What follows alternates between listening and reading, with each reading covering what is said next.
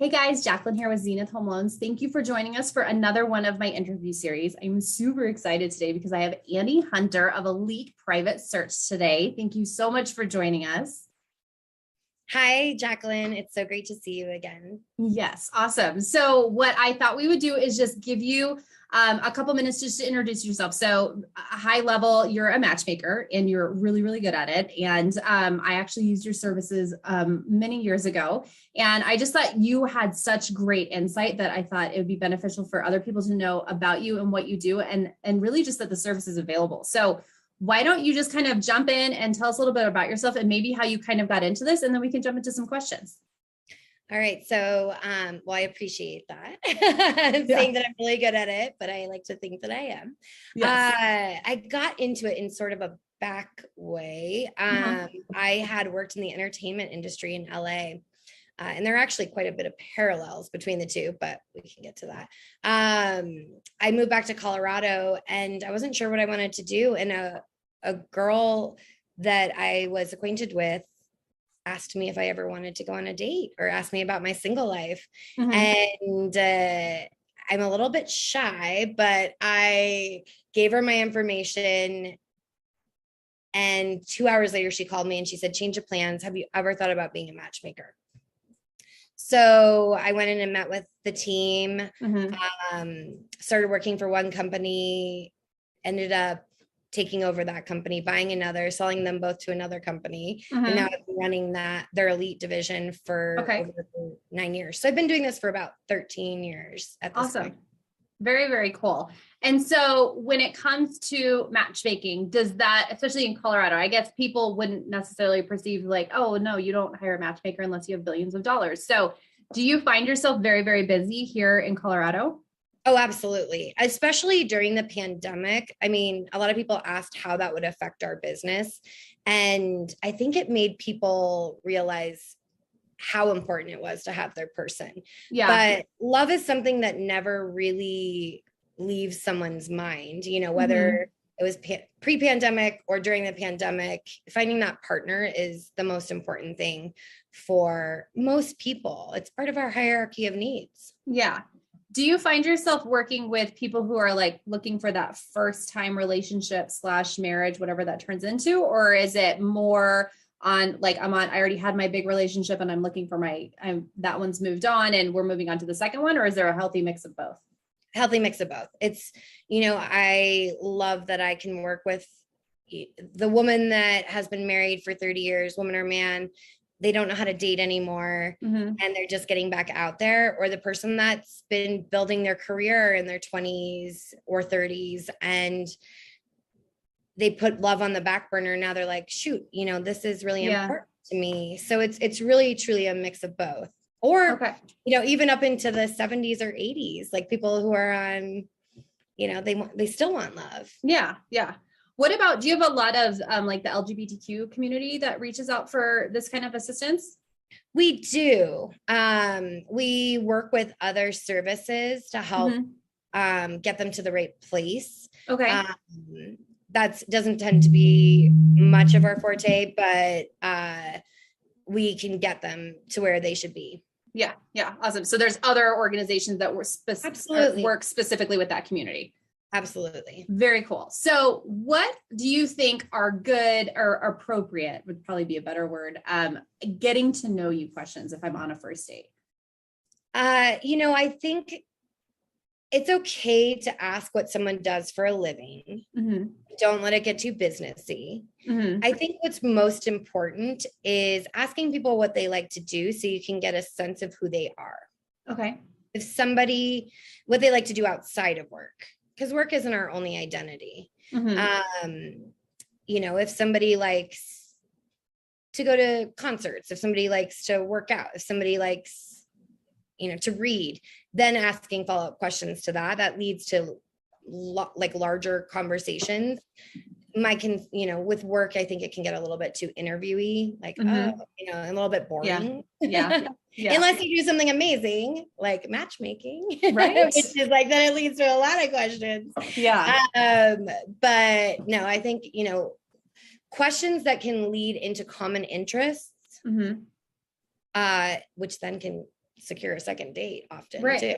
Yeah. Yeah. What are your hobbies, and that sounds very like, high level, basic, but it can lead to more. It's more about your answers than your question. Than the question. That's fair. What do you recommend never gets brought up on a first date? Well, there's like the big three, like sex, politics, religion. Yeah.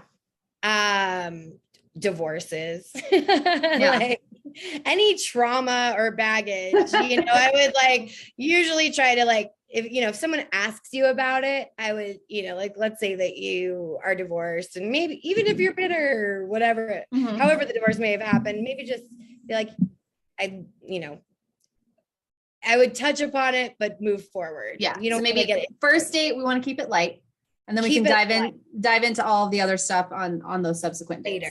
So exactly. And the first date is really to secure a second date. It's an introduction. You want to leave somebody wanting to know more about you. Right. Okay. That's a fair point. Where do you find to be the best places to meet people, like physically, not meeting them for like trying to meet new people, but like if I'm going on a first date, like where's a good place to have a first date, I guess? So, I think that depends on a lot of factors, but we tend to set up first dates at a restaurant for like a happy hour.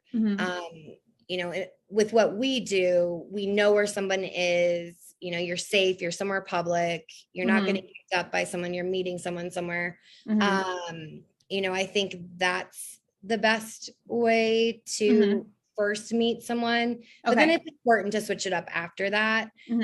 Just, make sure that people know where you're going and what you're doing. I take it for granted on my side because I know where my clients are and know what they're doing and they have my number. But if you're meeting someone offline or you met someone at the grocery store, wherever it may be, just make sure it's somewhere public. Yeah. And then after that, I would say you find those common interests and parlay off of that. Okay. And then what about like, I guess you would maybe call it like the old fashioned way. Is there a good place to like meet people anymore? Fashioned way. Okay. Like just like running into some organically? Yes. That's probably a better word for it. Is more organically. Old fashioned way. I was no arranged marriages. Really old fashioned. Yeah. I would say that anywhere that you don't usually go. Okay. The problem with meeting new people, the problem that people have with meeting new people or meeting people outside of their network is that they're going to the same places in their neighborhood, the same place for coffee, the same restaurants. If you step outside of that, you're going to be exposed to new people. And that's the biggest thing with dating. It's a numbers game. And you have to be exposed to people that you wouldn't normally be exposed to. Yeah, that's a great point. I didn't think of it that way. Do you have any recommendations for like, what's a really fun first date or a really unique first date that you've seen work really well? So my first tip though about that would be make sure it's somewhere where you can talk. Like, yes, if you both love music, like it's great to go to a concert, but you don't want to talk through it all. Yeah, that's a good point. I think that if you meet someone organically or even through a matchmaker and you know that you both love hiking or, it's hard to say unique date, I guess. Yeah. It's so person dependent. Yeah. You have to remember that it's like two people that you're matching and their interests. But I do think that doing an activity-based date gets you to learn a lot about a person. Like, let's say you go mini golfing. You can learn like how competitive they are. Right. Like, you have a lot of small talk in between. You can learn food taste. Like, there's a lot you can learn from something where you're exposed to different situations throughout that 1.5 to however many hour block. Makes sense. Yes. My husband got pulled over on our third date and I was like, oh, this is really good. I'm going to see how he handles this. And I was like watching him kind of mouth off to the cop. I'm like, oh my gosh, you need to calm down a little bit. And he was just like, well, why? The cop was asking completely ridiculous questions, but I remember just thinking, I was like, oh, this is a good learning experience. Then I'm like, That's not learning experience I think I wanted on date 3. I think I could have saved this one for a little bit later. It's hard to, I mean, that's a unique date experience. Yeah. Sure, getting pulled over. We probably can't choreograph that. Right. No, I think that's so person dependent, Yeah.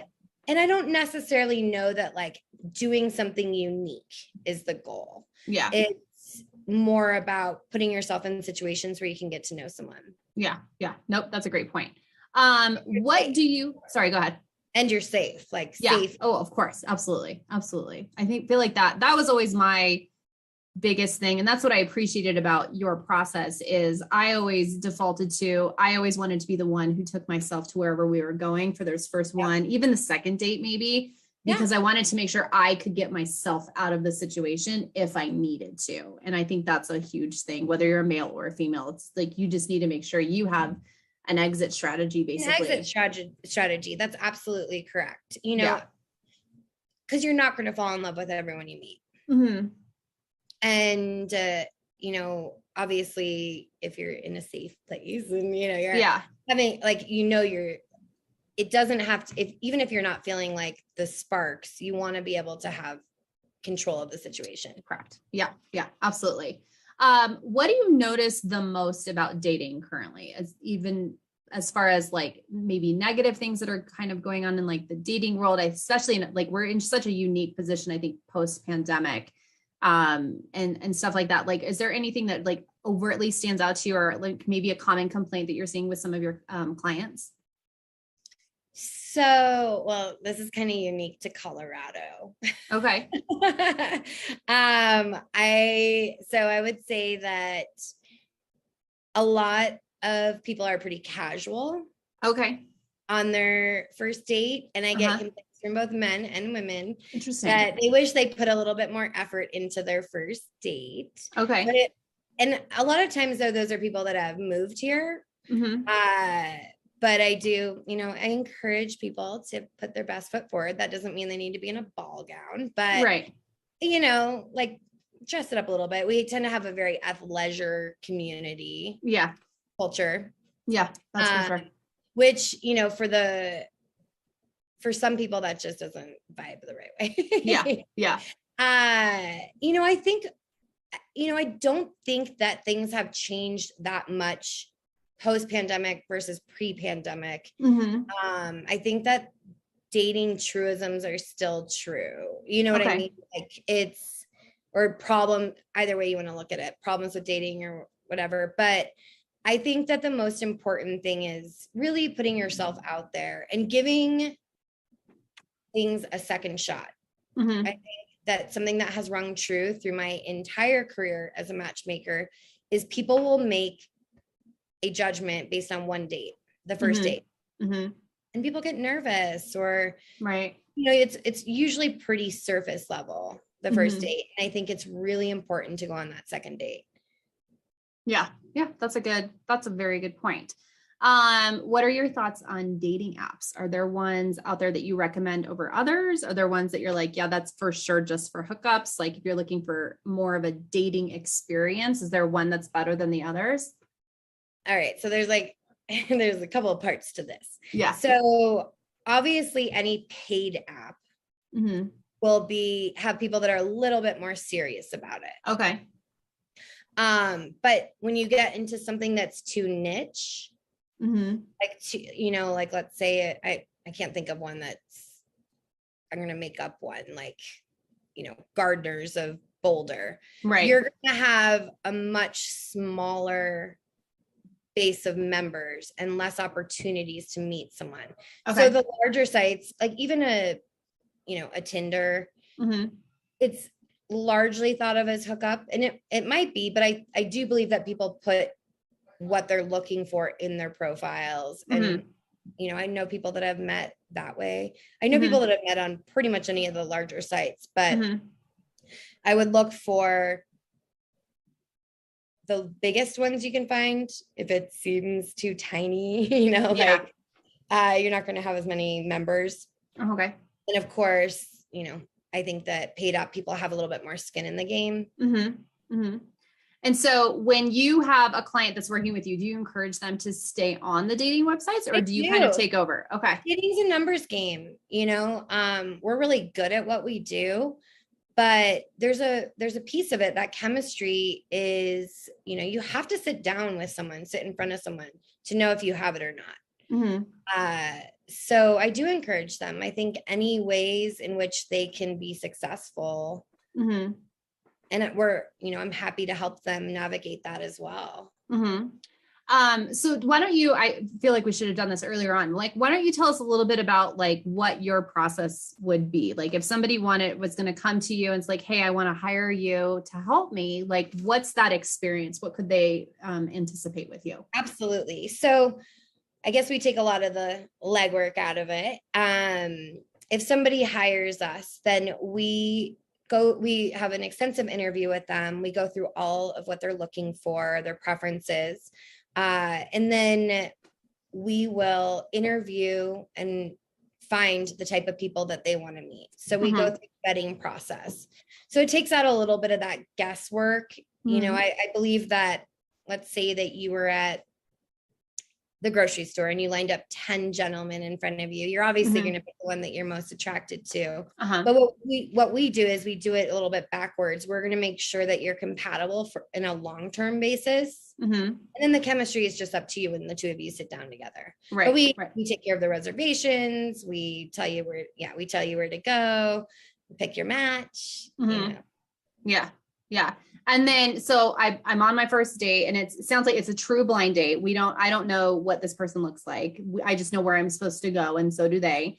And so then we do tell you all about them. I'm not that cool that I can get just people to go blindly without any information. But just picking up somebody on the corner. Like, hey, can you go to a date real quick? He could be 25. He could be 80. Go.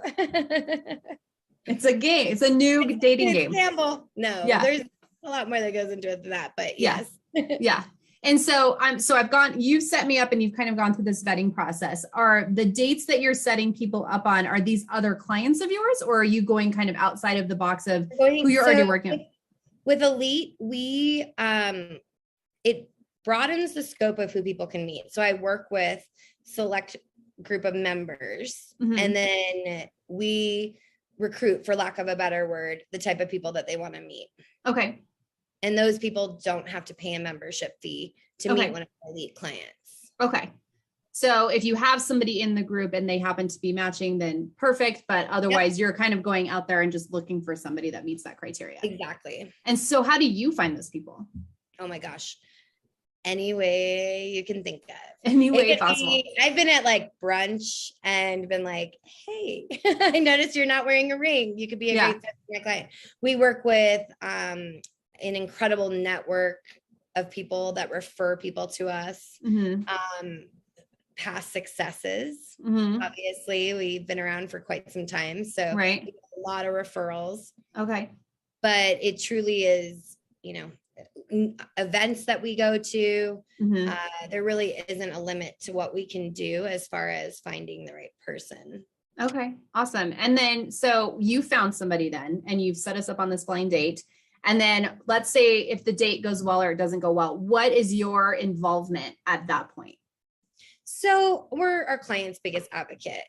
We take the feedback from both parties. If there's, let's say, Jacqueline, that you went out with someone and you're like, these are the things that I liked about him, and these are the things that I'm not sure about. And then we take his feedback and it's, similar. We're going to try to get you guys together again. Okay. We want you to have those successive dates, but most of the time it's helping them decide on second date ideas or, it's a private search. It's really tailored to everybody's needs. So some clients want less involvement. Some clients want us to hold their hand the whole way, and we're happy to do both. Okay. Awesome. What do you love about the work that you do? My goodness. That's so easy. There's nothing more rewarding than even as small as this was the best first date I've ever had to we're getting married. Love is so important to people. Yeah. And sometimes people don't even know how important it is till a certain point in their life. But it is important to every single human, like companionship is. It's just human nature. So I get incredibly excited when people go on hold for one another, when they have a great first date, when they have a great second date, when they get engaged. It's incredibly rewarding. Yeah. Is there a success story that stands out the most for you? Like it's perfect, like most wonderful story situation for a client that you've worked with? I mean, there are a lot of them, but I did have one. It was actually a wedding I went to in the pandemic. I had an amazing gentleman that I was working with and a candidate. So someone that I had recruited, and she kind of liked like the bad boy type. Okay. He had like, I only want this height, I mean, he was 5'10". It wasn't like he was crazy, you know what I mean? Right. But she's like, and she was 5'4". She's like, I only want 6 foot and above. And I like right at my age. And, you know, she had all these reasons that wouldn't work to meet one of my clients. And he had been on a couple of dates and, you know, he was so open, and it took me probably 3 months to get her to open up to his age and his height, which was not crazy of a difference. And she went out with him. And I remember like the first date, she was like, I liked him. I'm just going to take it date by date. And then all of a sudden, like, they're both kind of quiet. And I wake up to a text at like 5 a.m. in the morning where it was probably 2 months into their relationship. They had just seen Jack Johnson.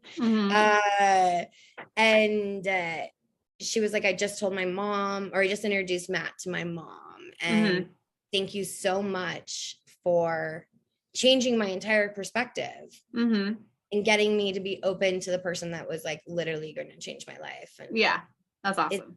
It's I mean, but those stories are like kind of you know, that's what I do. And that's like, the goal. That's the goal. Yeah. Well, and I feel like that's the conversation that you and I had when I first met you. You're like, you're focusing on the wrong things. You're like, you have this criteria because you grow up thinking, oh no, this is the thing that I want. And then it's like, well, what about like all of this over here? It's like, oh, I guess I never considered that. Most of the time, you know, I think a lot of people focus on, let's say that you make a list of 10 things you want. They focus on all 10 of those. And it's like, okay, reprioritize those. Think about the top 3 that you want. I think that's a really important like energy shift. And you have to remember that what you've done in the past hasn't worked. Yeah. Like with this couple that I'm talking about, you know, all of the men she had picked for herself, including, you know, they were in their 50s. So they had been married before, had kids, had never worked. So it's like, let me pick. let me try. Yeah. And then have an open heart and an open mind. Yeah. No, that's a great point. So if there is one solid piece of advice that you would give to someone in the dating world today, what would that be? I think that was it. I was like, I think you answered my question already. I think that's the answer. You know, to give a lot of people a chance, even if you think that they're not the one. I mean, even myself, my husband was not my type, but you know, I gave it a couple more shots and we're madly in love, you know, we've been together for 13 years. So, you know, I think another piece of that is don't expect to feel butterflies on that first date. Yeah. Sometimes that's you know, there's some scientists that say that that's a fight or flight reflex. And really, you know, that's not a good thing. It's more about learning to grow and love someone. Yeah, that's an interesting perspective. I think it's like, you know, always give someone a second or third date. You know, how much of your time is that really? Yeah. Maybe 10, 15 hours. Let's say you've been 3 dates, maybe 3 to 6 or 9 hours of your entire life. Yeah. And if you calculate that in a year, I don't know what that percentage is because I'm a matchmaker, not a mathematician, but it's very small. It's not even, you know, a huge portion of your day. Right. So it's just giving people a chance and getting to know them and letting that, I do believe that you fall in love with people the more you learn about them and the more that you like see them handle different things. And yeah, I love that. Any advice for somebody who's getting back into the dating world, like coming off of a really long relationship or maybe a divorce or a breakup? Is there like a timeline that you usually recommend before jumping back in or even coming into your services? Everybody's different. Some people have been in a relationship where it was emotionally over for a couple of years and it was just a formality for a little bit. And some people, I think it's important. Your friends are a great resource to check in with as far as, say I'm ready to get started dating, that kind of thing. But really, check in with yourself. But there's no harm in going out on a date as long as you're authentic. You can go out on a first date and say, you could meet someone and be like, gosh, you're great. But I realized, I'm not ready. There's nothing wrong with that. Yeah. It's all about just checking in with yourself and being really genuine and authentic to the people that you date and to yourself. Yeah. What about any advice that you generally give to people around like intimacy and like when you should kind of broach that part of it and still have a successful relationship? Because there's plenty of people who like don't sleep with anybody on the first date and those kinds of, because it's never going to work out or wait however long. Like obviously there's no magic. There's no magic at least 3 months, but do you ever give advice to like your clients, for example, on hey, like give it a couple dates or anything like that? Sure. This is another thing. I know I wish I could give you like black and white answers. Yeah, no, that's fine. Cause these are like, I pulled people I was like, what do you guys want to know? And these were the questions that people came up with. So this is helpful. I believe that it depends on your attitude towards intimacy. If it's something that's really special to you and you have to be in a committed relationship, make sure that you have that conversation before you're intimate.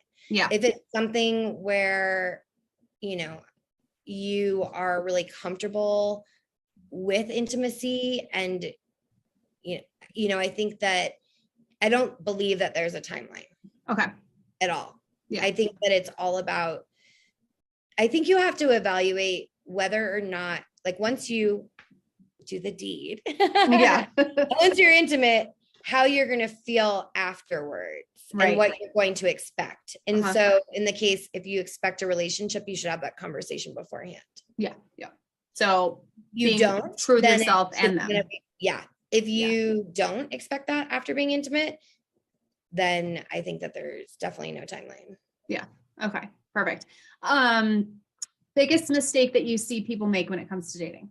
Not giving people a chance or sticking too much to specific requirements. I see people can be their own worst enemy when it's like, well, he isn't this or he isn't that. It's like, does he make you happy? Obviously within reason, but you want someone to be like a successful, secure, stable human, but not giving people enough of a chance. Yeah. And just trying to get them in a box or check a bunch of boxes. Yeah, absolutely. That's all the questions that I had. Did your husband end up checking all of your boxes, or was he like, he did? He did. But initially, like I tell this story all the time. And so if he watches this, he'll know, but I tried to break up with him for like, I don't know, probably the first month that we were dating. Cause I'm just like, I had all these feelings and I'm like, weird. I don't know how I'm feeling right now. I don't like it. I think I'm going to break up with him. I'm going to go on one more date though. And then I'll break up with him. And then I go on another date and then I'd fall a little bit more for him. And then I'd be like, I'm going to just one more date. I just want to make sure that I'm going to break up with him. And then I'm going to do it. And then next thing you know, we're buying a house and then we're engaged and we've been together for 6 years. Yeah. So, and he makes me laugh every single day. And I know that was a thing that I always wanted because I'm a total goofball, but I don't think that was ever like on my list. And like I said, you told me just like your picker is off, like you're picking the wrong things. You're focusing too much on the wrong things. And I have I have a laundry list of terrible dating experiences that I've shared with you in the past that I won't put on here, but it's just like, oh yeah, no, I'm definitely doing something wrong. And it's just, it's perspective, because if you keep doing the same thing over and over and you keep trying to date those same people, and he and I met on Bumble, and I knew within, I think it was the third date, I was like, oh, I'm going to marry him. And it was that I was so mad because I was like, oh man, that stupid cliche that people say is like, when you know, you know. And I was like, yeah, no, that's a thing. That's real. And it just happens one day. It's not like the initial conversation, because it took a couple dates for me to be like, this is it. And there was nothing about him, or there is nothing about him that I was just like, oh, he doesn't meet this. It was from the advice that I got from you, I approached the conversation very differently. And so I'm very grateful to you for that, because it never occurred to me to kind of look at it from a different perspective, because I was like, well, I've always done it this way. I'll just keep doing it this way. And it's like, yeah, that's why they keep That'll never work. Working. Yeah. So that was super helpful. And it cracks me up to this day that I was like, so we went on like 3 dates and I was like, yep, I'm going to marry him. And then after 3 months, we bought a house. And then 2 months later, we got engaged. And I'm like, oh, okay. I didn't actually see this timeline going. Yeah. When you know, you know. I think a lot of people put this like timeline on themselves. Like I have to do this by this age, this by this age, this by, and then you can't hurry love, you know, but once you find that person, things just fall into place. Yeah. Yeah. And that's exactly kind of. And dating is frustrating until you get there. Yeah. Yeah, absolutely. This was incredibly helpful. So I'm very, very grateful to you for your time. Is there anything that you want people to know either about you, about matchmaking services in general, or anything else that we just haven't touched on that you feel like you want to get out there before we end our call today? Sure. I mean, we're super approachable. Well, first of all, we are out there. Like, yeah. You didn't exist. This is an option. This is an option. You know, you don't have to be a millionaire to do it. Yeah. There are a lot of different ways to get involved with us. You know, and keep trying things outside of your box. You'll meet more interesting people. Yeah. Awesome. Well, we'll include all of your contact information in case anybody wants to reach out. But if you guys have any questions or anything like that, let me know. Reach out to Annie. She's incredible. And if you know of anybody who needs her services, definitely refer them. I highly recommend you. And I really genuinely appreciate your time today. Thank you so much. You're the best. Thank you so much. And I hope to hear from you guys.